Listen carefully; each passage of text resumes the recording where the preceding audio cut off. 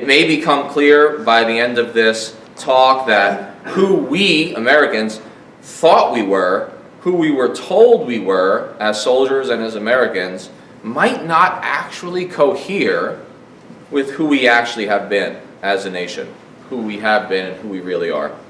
And then, of course, I'd love to field your questions. If I do this right, I'll be done in 50 minutes, and we'll have a good 20 to 30 minutes to talk. I must begin, I'm afraid, with the following disclaimer, which is on my slide. I'm still on active duty in the U.S. military. I have been under investigation at least once, very seriously. The views expressed in this talk are those of the author, me, expressed in an unofficial capacity, and they do not reflect the official policy of the Department of the Army, the Department of Defense, or the U.S. government. In fact, I can tell you they're actually the opposite, usually. So how did I get here? I ask myself that question more than I'm comfortable admitting. How did a West Point grad and a two-war veteran who served in the U.S. Army since before his 18th birthday come to such a place of stark dissent, which is where I live today? I hope in a sense that I can explain it, along, I suppose, with an explication of my own evolving view of U.S. policy in the Middle East. In that sense, I hope to persuade you, though I must admit that in today's tribally divided political space, persuasion is a difficult, if not impossible, task. My father, Bob, who I wish could be here, is a hawkish and reflexively pro-Trump and pro-Israel political conservative. I've been unsuccessful at persuading him, so what hope can I have with a group of strangers? But let's get on with it. I'll begin with talking about myself and how I got here, and then I'll work in my way into Israel. So for a while there, I was a real star. I was high up in my class at West Point. I had tough combat deployments in both tours, medals for valor. I had a slew of glowing evaluations, and I even had a teaching assignment back at the military academy at West Point. I inhabited a universe that most only dream of. I was praised, patted, and highly respected by everyone in my life system, and viewed as a brave American soldier. It was a safe and it was a sensible spot, and for most that's enough. Too bad it was all bunk. It was absurdity incarnate. The truth is, I fought for next to nothing for a country that, in recent conflicts, has made the world a deadlier and a more chaotic place. Even back in 2011 in Afghanistan, quite frankly, in 2006, in Iraq for that matter, I was just smart and just sensitive enough to know that and to feel it viscerally. Still, the decision to do what I've done recently, to publicly dissent, is a tough one.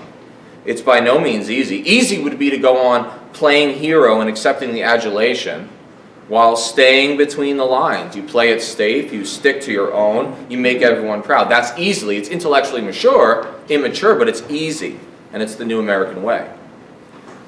When you take the journey of dissent that I have taken, you lose friends, you alienate family, you confuse confidants, and you become a lonely voice in your professional world.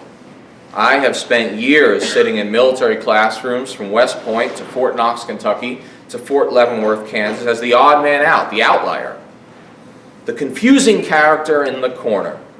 It's like leaving the church and becoming an atheist, all the while still living in the monastery.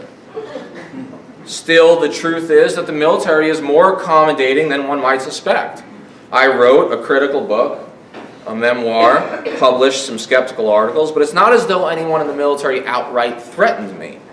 The pressure is different. It's more subtle. It's veiled warnings from your superiors and cautious advice from your mentors. Don't do this, Danny. You won't get promoted. Don't do this, Danny. You might lose your pension. I waited too long to dissent, by the way, and I have to live with that. I admit as much. Maybe I needed a decade to stew on this, or perhaps my brief sojourn in civilian graduate school shook something loose. Nonetheless, a few years back, the emotional weight was unbearable and outpoured the dissenting waves, and that brings me here tonight. Looking back, I can just about see my own path, what I saw and how I felt. And I can trace the guideposts and the waypoints on a road to spiritual and intellectual rebirth. The images flicker, mental fragments that explain my wayward track to dissension. Slide, please. In Baghdad, I saw chaos unleashed I watched the sectarian civil war unfold. I witnessed the strife of our ill-advised, unprepared invasion unleashed. We were terrified voyeurs to the tragedy playing out before us. Militias left gruesome bodies in the streets for us to find each morning. The Sunnis would cut off heads and leave them for us. The Shiites preferred power drills to the temples and the joints. Both sides attacked us, Sunni and Shia. Through it all, the locals would treat us to stories about how it was actually better under the secular brutality of Saddam Hussein. That was hard to swallow for a young American officer, told by his president that Saddam Hussein was the devil. Well, then there were the patrols, so many patrols. They were mostly useless, of course. Show presence, provide security, don't get blown up. Then your kids start getting hit. It comes in flashes, scrubbing your sergeant's blood out of the Humvee so you can patrol the next morning, doing it yourself as a lieutenant because you dare not ask one of your soldiers to do it. Cleaning up another soldier's skull, fatally penetrated by a copper slug, his face frozen in a look of terror, trashed from the filthy East Baghdad street beside his face. The aftermath of car bombs in the marketplace, the haze of the smoke and the stench of the burning flesh, ordinary Iraqis were the usual victims. Then you leave the war zone, you're back home, alcohol. Your driver kills himself. My driver killed himself. Found hanging from a belt in his closet. Time passes, another mate is dead, he overdoses on prescription pills. Dead kids, my boys, and the wives and mothers that I did not have the courage to face for years. Nothing improved, not really. The end state in Iraq was the Islamic State, ISIS, fracture, more death, Trump, a new American crusade on the Euphrates. Next was Afghanistan, my second war, an unwinnable war. The 13th century irrigation system, realizing that the locals don't want to live in our image, they don't yearn to be Americans. In fact, most American policymakers believe that inside of every Arab, inside of every Muslim, if you just unzip them, is an American waiting to get out. It's not true. I knew eventually that most villagers, at least in southern Afghanistan where I worked, they generally agreed with the basic contours of the Taliban agenda. Allied sheiks and friendly Afghan government officials, they grew the poppy, the heroin, that our patrols slogged through. Obtuse American colonels who wanted to be generals would wall off or barbed wire Afghan villages as if we were in Baghdad, South Africa, or worse. I discerned eventually, as I sat on the sandbags of my small outpost, the Alamo of Kandahar province, as I like to call it, we were attacked every day, that we only held the ground we stood on and nothing else. I would turn down invitations from our Afghan allies, quote unquote, to attend their regular hash-smoking buggery parties. And I am not joking. I would have to explain to my US-trained Afghan officers, outsiders from the north who didn't even speak the local language of the southern district I was in, that they have to stop torturing their own deserters, appearances and all. Watching young men lose limbs and lose lives to pad the resumes of aggressive majors who wanted to be colonels and colonels who wanted to be generals. Some of them could hardly spell Afghanistan. Still, they mostly succeeded in promotion, and maybe they'll run the next war. 17 years, and there's thousands of Americans still there in both Iraq and Afghanistan, and the Taliban control more of the country than at any time since Uncle Sam's invasions, and we may never leave. I promise you we will reach the 20th anniversary of that war. We're at 17 now. And then one day in Afghanistan in 2011, I realized that everything I was doing, the only thing I still cared about was damage control. Protecting my own troops from needless death. I was basically phoning it in. And I should have known it was time to quit, lest I lose more of my soul. But even so, the easy path to promotion and awards beckoned. Of course, I tried to convince myself, as so many do, that staying in the military is itself courageous, that it's possible to change the system from the inside. I was told that by my mentors. And that good people, critical thinkers like me, purportedly, need to stay the course rather than jump ship. Maybe it's true, maybe it's fantasy, who really knows? But this business, my business, it damages you. It takes something from you. It's a permanent loss. It affects everyone differently, and probably I am a distant outlier. There are not many military officers like me. I think I know most of them who public dissent, and I can count them on two hands. Anyway, nowadays my heart is with the Rohingya in Myanmar, the Palestinians in Gaza, who I'm going to talk about tonight. Oftentimes, places I've never been, people I've never met. I'm going to Palestine for my first trip this January. It's a sad world once you are that inside yourself, as I am. And still life trudges along. My ex-wife shops for paint colors for our new house. She engages with the kids and she lives in the moment. I struggle with such practicalities because in so many ways I'm not here. Not most of me anyway. I'm in Baghdad, staring in wonder at the aftermath of a truck bomb. I'm in Afghanistan, delivering a memorial address for one of my dead troopers, a kid, to be honest, that I hardly knew. Next slide, please. Likely I'll die a sad man, this much I know.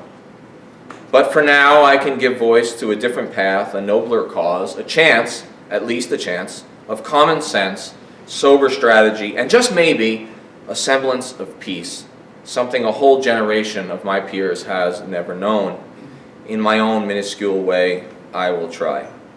Now we, the few of us who care to question, we owe at least that much, and I choose to do it with my pen and with my voice. That's all I have.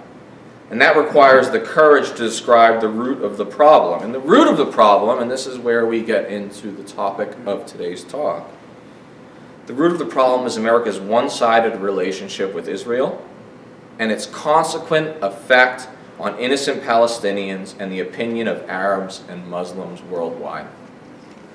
What I just told you is dangerous to talk about. What I just told you will cost me jobs in D.C. or New York. By taking a stand on Israel and Palestine, I'm putting myself in a dangerous position.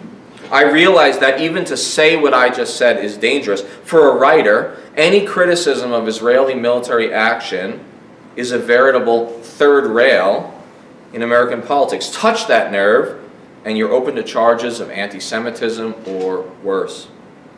Still, the recent events in Gaza demand that some of us, at least, shed light on the plight of the Palestinians, and I hope to do that tonight. Let us begin with a thought experiment. Imagine dozens of unarmed, protesting Caucasian Christians or Jews, say Israelis or Europeans or Americans, were shot dead by heavily armed brown folks, like, say, Palestinian Muslims. What would we call this? Well, that's easy. We would call it terrorism. How would the media cover such an event? That's simple too. Extensively and emotionally, probably for days on end. The smiling faces of the Caucasian victims would be splashed across the screens of television networks from Fox News to MSNBC. Heck, for proof, just look at the recent past. Look at the terror attacks in France and Belgium, for instance. Certainly, even decades back, Americans demonstrated more empathy for white Christian victims. I was raised Irish Catholic. When, in 1972, British paratroopers fired into a crowd of demonstrators in Northern Ireland, killing 13, the episode was christened Bloody Sunday. I come from a city, New York, that's where I was raised, where sympathy for the Catholic Irish was so robust that certain bars that I used to go to, before I was 21, used to overtly collect money in tip jars for the terrorists in the IRA well into the 1990s. Well, something remarkably similar has occurred over the past year as thousands of Palestinians protesting the deplorable conditions of the 1.8 million human beings besieged in Gaza were subjected to Israeli army gunfire that has left hundreds dead and thousands wounded. Now, to date, only a handful of Israelis have been killed.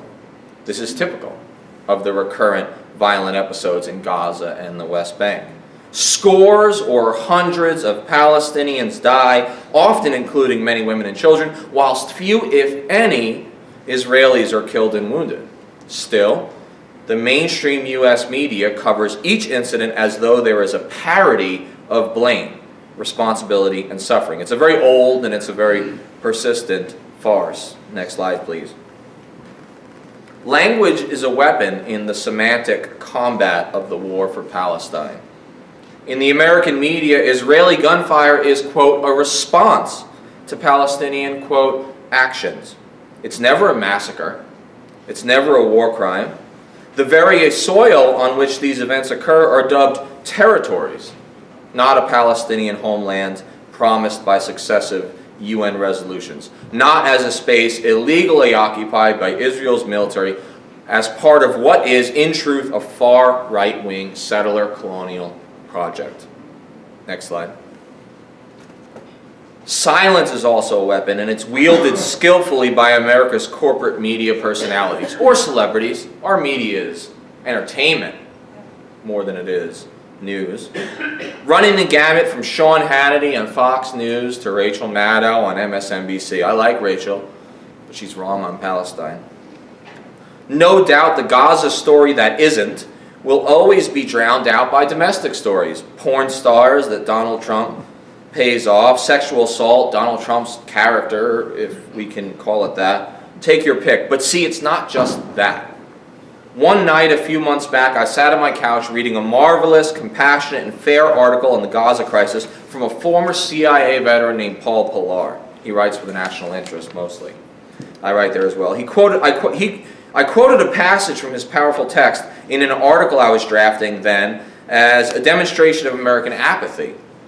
I clicked on the television. CNN and MSNBC were both focused on Stormy Daniels, Russiagate, and the raids on Donald Trump's lawyer's property.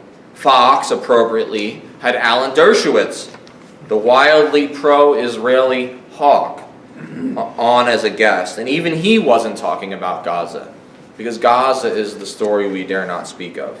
Americans, by and large, don't care about the Palestinians. People in this room do, but our neighbors on the outside don't. And we all know that, or we wouldn't be here today. Well, they're busy scrounging a living, struggling to get by in an era of wage stagnation. For all the talk about how good the Trump economy is, wages have been stagnant since 1964 for working people. Those people have only so much empathy to go around. Besides, even if they wanted to know about the violence, even if they might be sympathetic to the plight of the Gazans, our corporate media ensures their ignorance. The ongoing massacre in Gaza is, when critically analyzing our media space, the dog that doesn't bark. Next slide, please. We have neither the time nor the collective energy to recount the scope of the problem, the full history of Israel-Palestine. I don't have time to do that tonight. Most of you already know it. But for those interested, I suggest that you start with Israeli historian Ilan Pappé's The Biggest Prison on Earth, A History of the Occupied Territories, a lovely book. Very depressing, but accurate. For our purpose, let us instead examine just one stated grievance of the Gaza protesters. They seek recognition of their right to return. We've all heard that phrase, the right to return. To where, you ask? To the homes and lands that their parents and grandparents fled or were forced from in the face of Israeli army offensives in 1948 to 49 or 1967. Some families even keep the actual keys to their old homes, heirlooms of an injustice imposed. And here's where matters get complicated. Let's be honest. The Palestinians are never likely to actually return to those homes. Many no longer exist. Most are occupied by Israeli families for whom the story of 48 is a distant memory of a crime they, to be fair, didn't themselves commit. It's unrealistic, even if that's deeply unfair, and it is, to assume that hundreds of thousands of Palestinians, most of whom are rather young, will someday dislodge all those Israeli citizens and recreate a village life that no longer exists. We have to get real. The protests in Gaza, though, are authentic, and they're honorable, and they're explicable. And yes, I'm even including the angry youths tossing stones and rolling burning tires. I may not approve of the methods, but as Martin Luther King Jr. once said of America's race riots, quote, I think we have to see that a riot is the language of the unheard. So it was in Detroit, so it is in Gaza. Next slide, please. The people of Gaza, 1.8 million of them, are blockaded. This is the damage after the last bombing.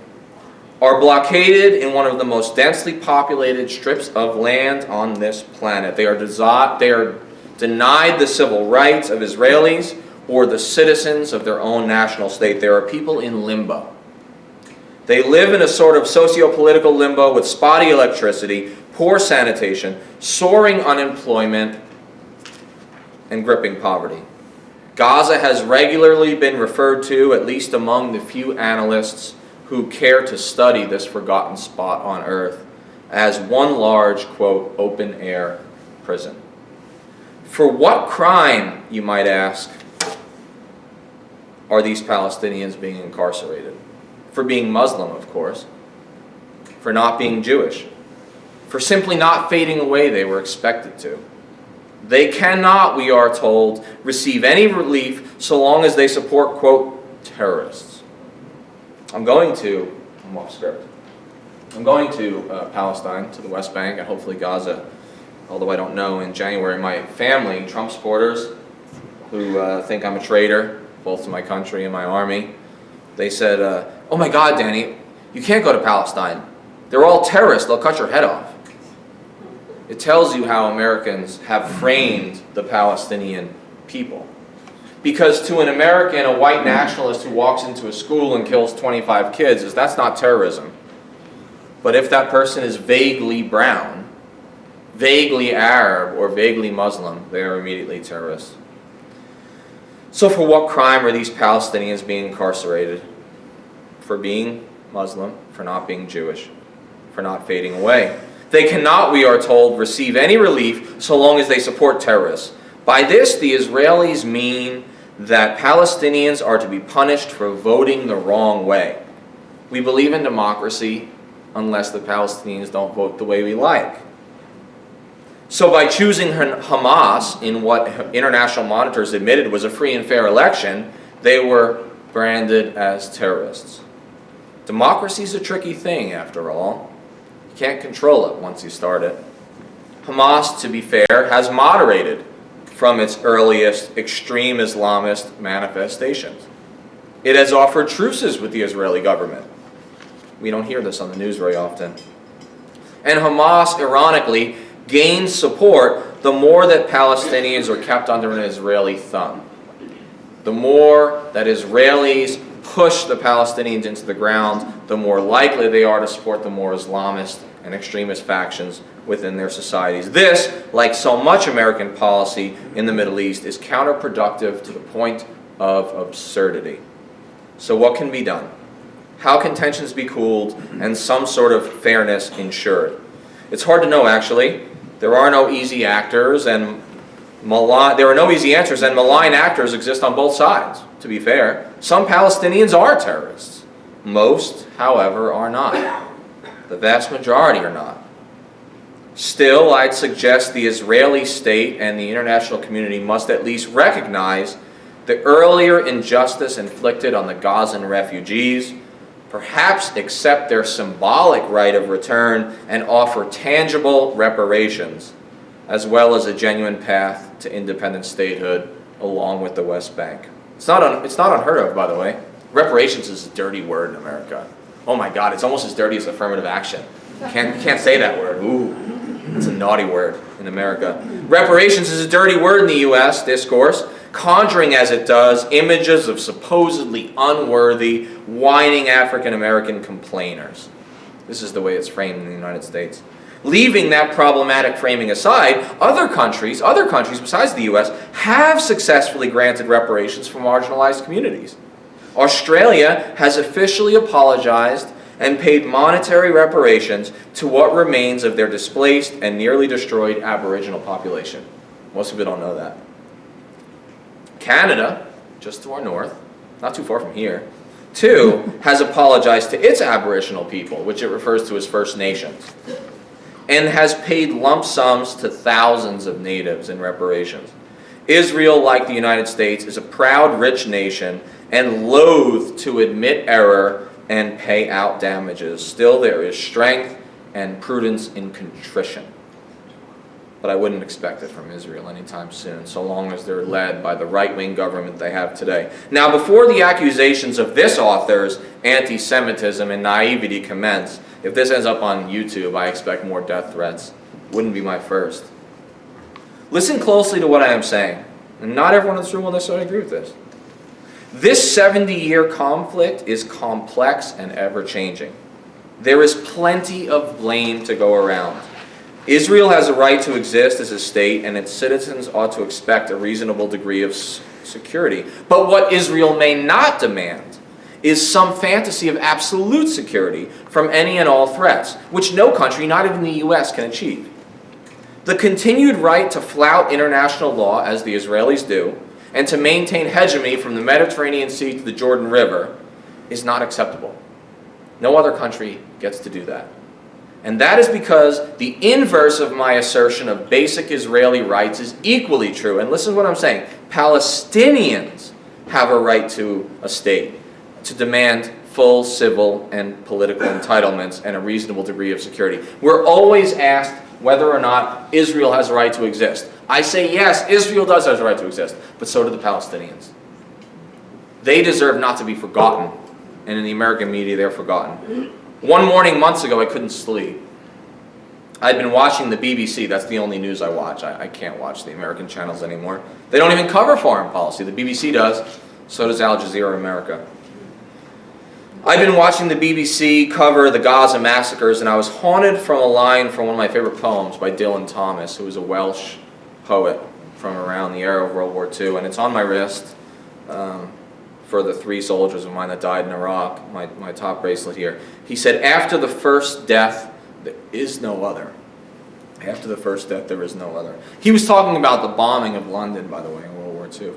He saw a little girl body in the street, and what his point was, after you've seen one death, there is no other. It's after that, it's all equal, and you have to speak on behalf of the downtrodden. So I rose from my bed and I began typing a stream of consciousness, Jack Kerouac style plea for the sanity from my own perspective as a dissenting military veteran. That's how I started my talk, and a friend of the Palestinians, which I think I am, and I'd like to read you an excerpt from that tonight. This is what I wrote that morning at 5:55 a.m. I'm ashamed. It's 5:55 a.m. and I wake up once more for one of my last few days in the Army, the end of a middling soldier's career here at Fort Leavenworth, Kansas. The BBC, I refused to watch mainstream American news in 2018, is ablaze with the latest reports from the Gaza Strip. More than 60 unarmed Palestinians were massacred in one day along the border. Many of you remember that day. Ever so typically, not a single Israeli soldier or citizen was killed. And then Israel sends its apologists, ministers, to speak to the world, to America really, that's who they're speaking to. They deserved it, quote unquote. They were all terrorists, quote unquote. Quote, Hamas was behind the protests. Israel must protect its border. And on the sardonic ablutions flow. If the unarmed protesters were, as the Israelis regularly claimed, quote, all Hamas, then they were the most incompetent terrorists in history. Because the battle is so one-sided that it borders on the absurd. So if Hamas was really behind these protests, why aren't any Israelis being killed? Hamas has to be stronger than that. They must be the most ineffective terrorists of all time. Or, as is actually the case, they're not terrorists at all. They're peaceful protesters.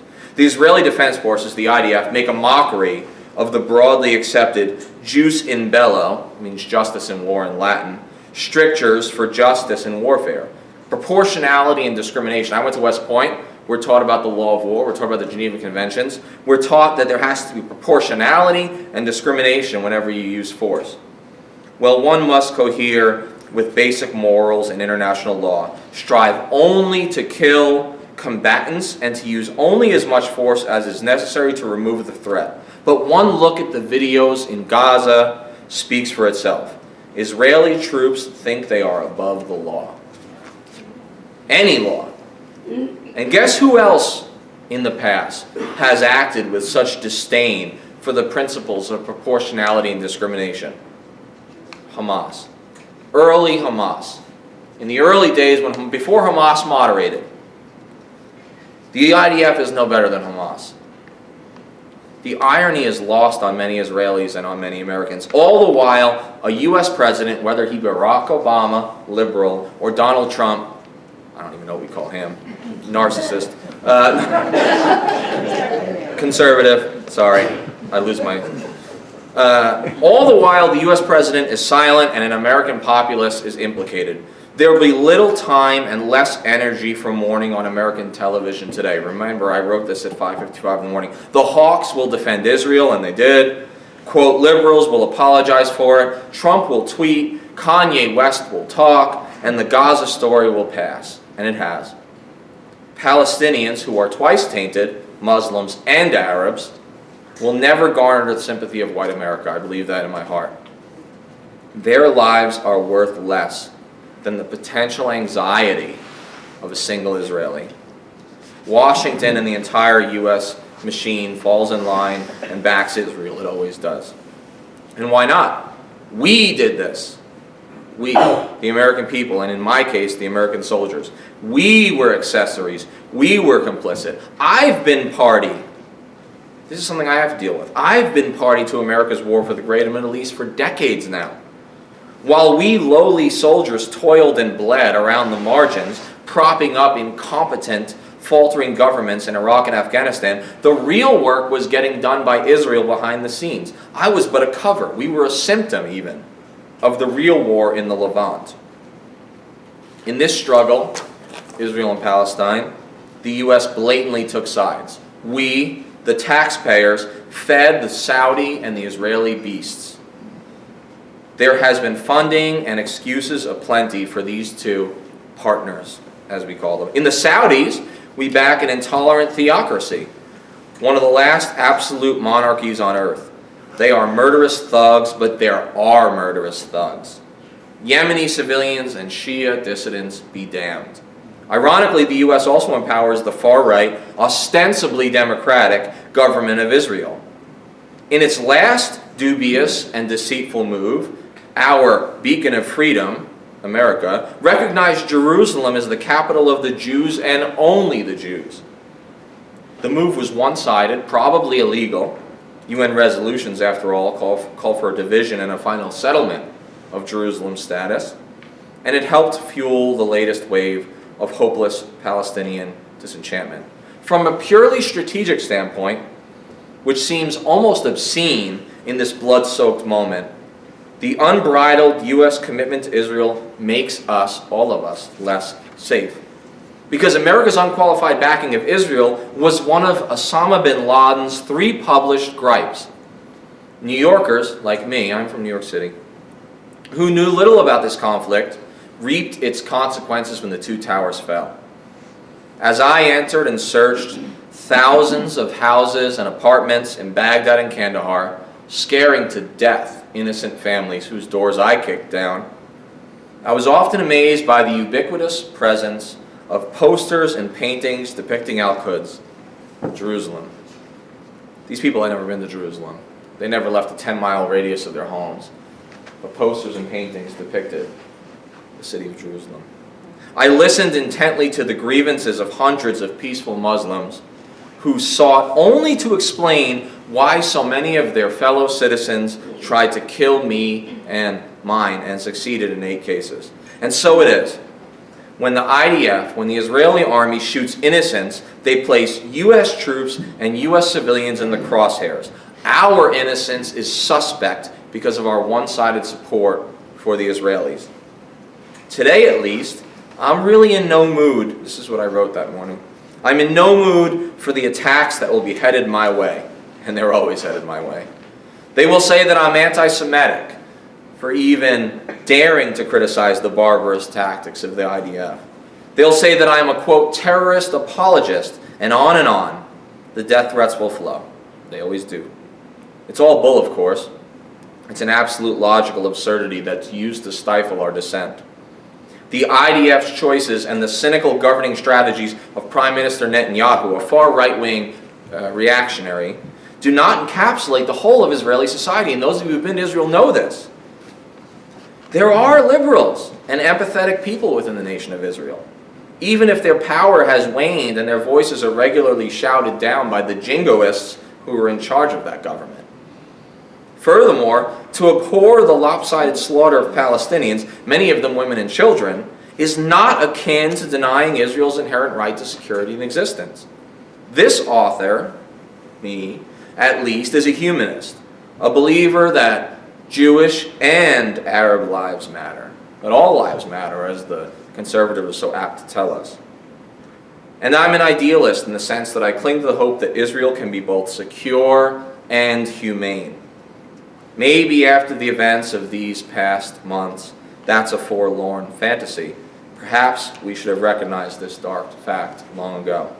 What I do know is this: the United States of America, whether ruled by liberal Obama or vaguely conservative Trump, can no longer even pretend to be a fair arbiter for peace in the Holy Land.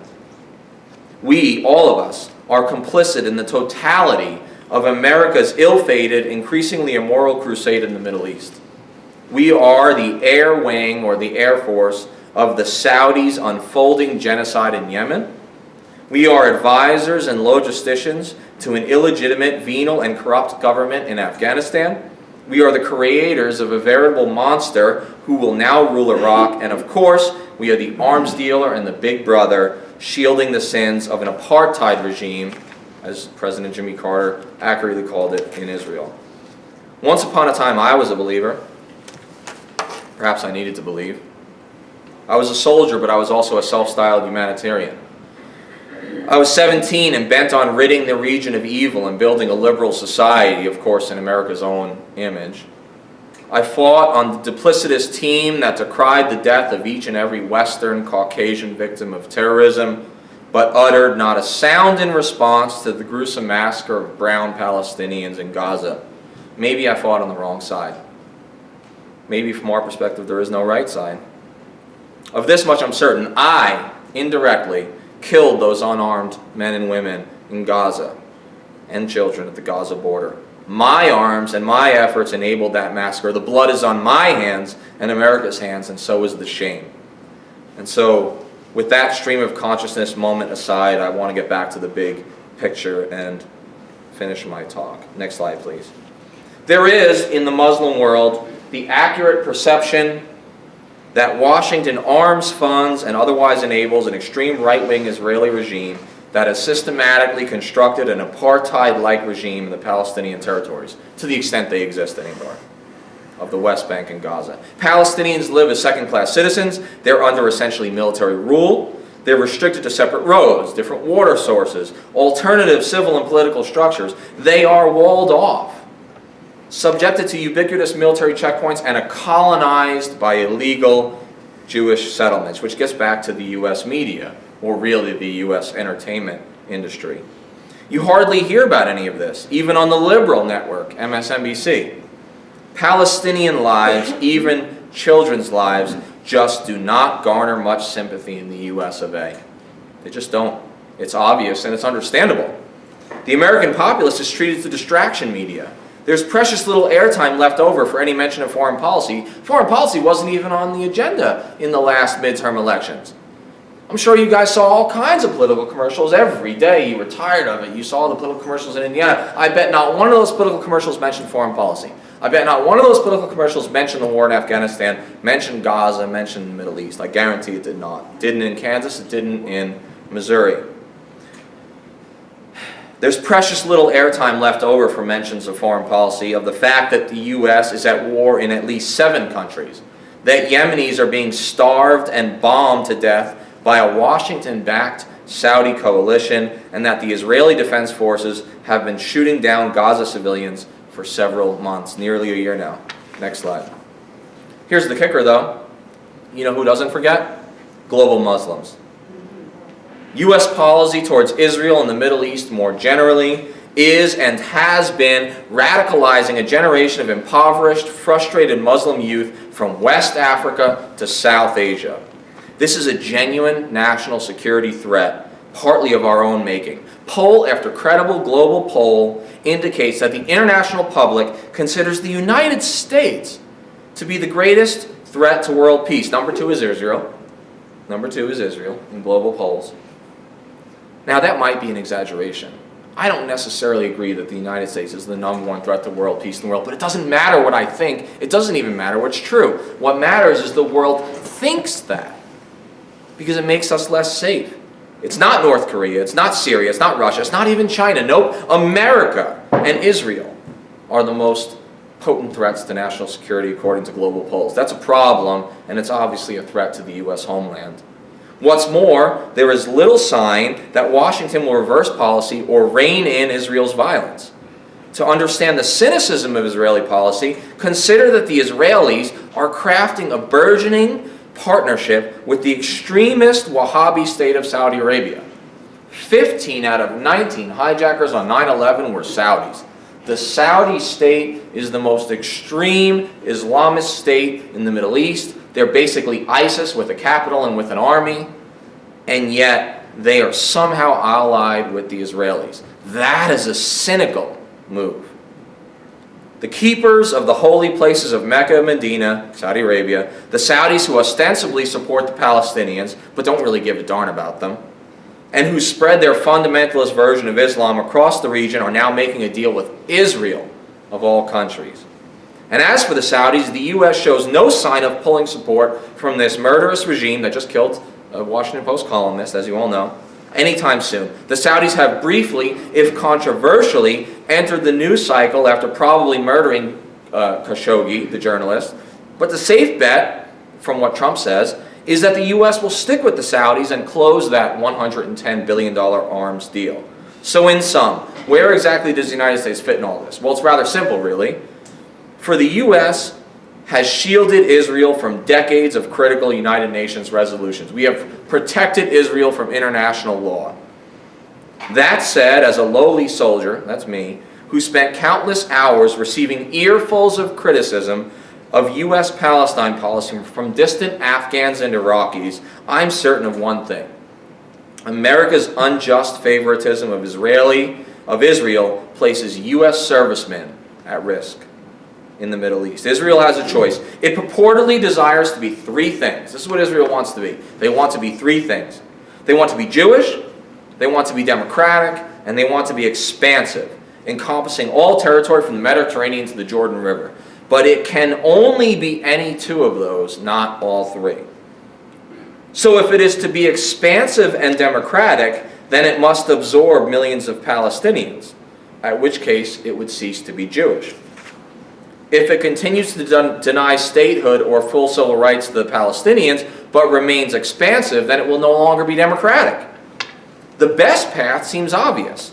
A less expansive Israel that allows a genuine Palestinian nation state of its own sovereignty, but only so long as the right-wing government of Prime Minister Benjamin Netanyahu is paramount, that solution is off the table. And so America too has a choice. It can be a fair arbiter, truly the beacon of democracy it boisterously bills itself to be, or it can continue to favor Israel and ignore the plight of the Palestinians. I promise I am almost complete. If the U.S. ever hopes to win back friends on the Arab street, to demonstrate consistency in its application of international law, or just to live up to its own purported values from the Constitution and Declaration of Independence, well then the empathy gap must close. Palestinians are as human as Israelis, and they are as human as Americans, and it is time to act accordingly. This one-sided policy will have consequences. New terrorists will be motivated to attack the U.S. in response to our pro-Israel policies. Even General David Petraeus, far from a lefty pacifist like me, once even caused a stir and got himself in trouble by admitting that America's Israel policy motivates radical jihadis. Washington loves to tout Israel as, quote, the only democracy in the Middle East. That's not strictly true, of course. The inconvenient truth is that Israel may either be a Jewish state or a democratic state. It may not be both, since the large portion of its population remains Arab and Muslim. If the U.S. continues to enable Israeli violence and structural disenfranchisement of the Palestinians, it will reap the whirlwind And when we are attacked again, we'll revert to our usual cry. Why do they hate us? I can think of a few reasons. With that, let us choose ourselves here to spread the message that reflexive, one-sided support for Israel and our instinctive framing of Muslims as terrorists harms our nation's soul and our own souls. Let us resolve here and now together to spread instead the message of empathy and peace, and to try with what's left of our lives to find a goodness and a meaning in this life. Thank you.